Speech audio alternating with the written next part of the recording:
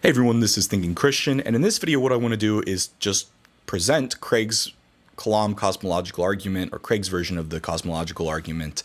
Now, I'm not going to try to necessarily defend the argument in this video. In fact, this argument has probably been addressed and defended a lot better by other people. All I'm trying to do is present it, and I'm not going to try to argue that you should accept it, but try to give Craig's version of it and maybe explain a few of the premises, mainly just for completion's sake, mainly for the fact that I will have this in my playlist of arguments for God, even though I think there are probably better versions of, or better presentations of this argument, I should say.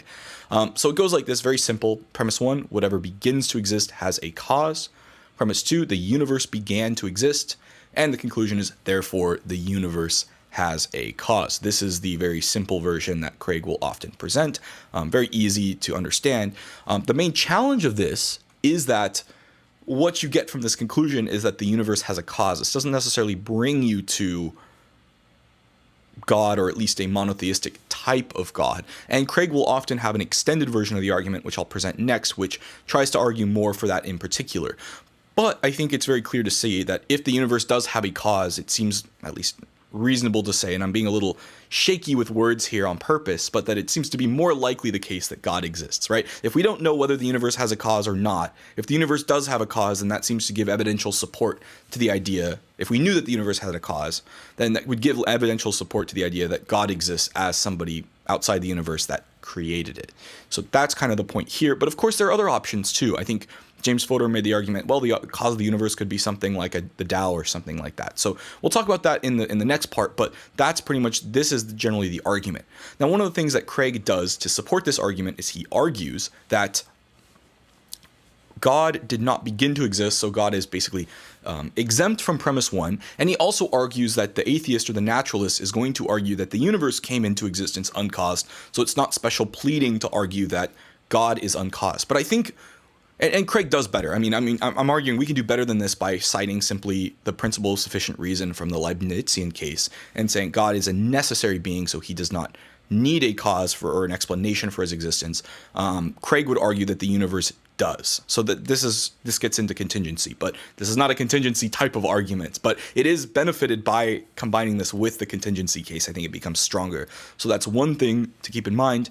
And then in support of premise 2, what Craig will often do is cite both philosophical evidence. So this would include things like what Craig considers to be the absurdity of infinities, so the absurdity of an infinite temporal series of events, and the contradictions from things like Hilbert's Hotel to argue that the universe cannot be past eternal. And then also Craig will cite scientific types of evidence like the Big Bang, cosmology, thermodynamics, these sorts of things to argue that the universe has a cause or has a finite past. The universe is not past eternal is the way to put it.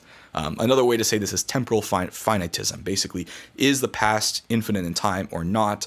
Craig would argue that the evidence points to, especially the scientific evidence and also the philosophical evidence, primarily the philosophical evidence, because Craig's a philosopher, but he would argue both would point to the universe beginning to exist at some point in the finite past, and this giving support to his argument.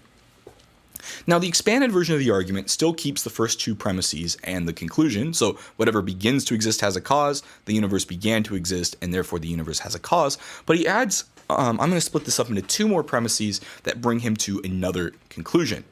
So premise 3 would say, okay, whatever the cause of the universe is, it must be beginningless, changeless, and timeless because it exists outside of time. If we cite Stephen Hawking in A Brief History of Time, it's basically at the Big Bang, time as we know it came into existence. So that's the argument. It would need to be outside of time. And as a result, being outside of time would mean it cannot change with respect to time because there's no temporal distinction between events A to B. They just basically exist outside of time. Spaceless, if the creation of space is also an act of sort of creation, then the whatever created stuff would need to be outside of space and time.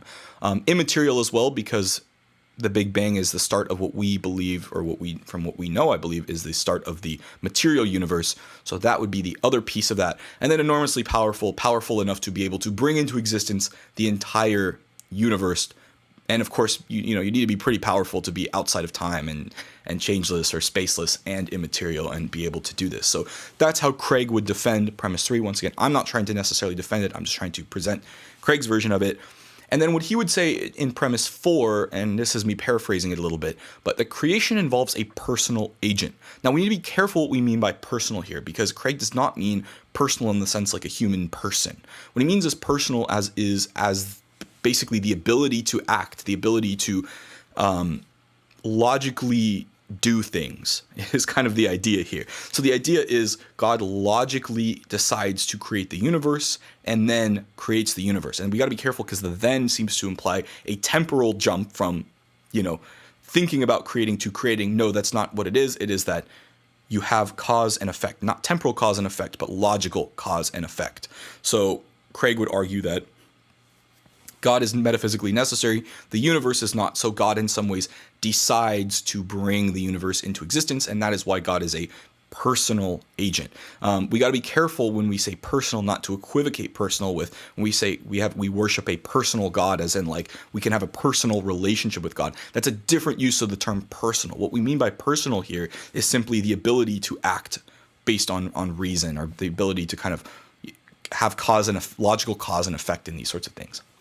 And then the conclusion 2 that Craig will then come to, which I think brings us much closer to the monotheistic type of God, would be therefore an uncaused personal creator of the universe exists, who sans the universe is beginningless, changeless, immaterial, timeless, spaceless, and enormously powerful. Now, what Craig is going to do is argue that God exists outside of time, but then decides to enter into time. There are different theories about this as well, but this all the way traces back to all the A people. It's Aquinas, Augustine, and Aristotle, who all thought that there was an uncaused cause who was God. That kind of gets us into this first part, but also gets us to a God that exists outside of time. And then whether or not God enters into time, that's another particular, that would be a different argument. So that's a version of Craig's Kalam Cosmological Argument. Thanks for watching, and I'll see you in the next video.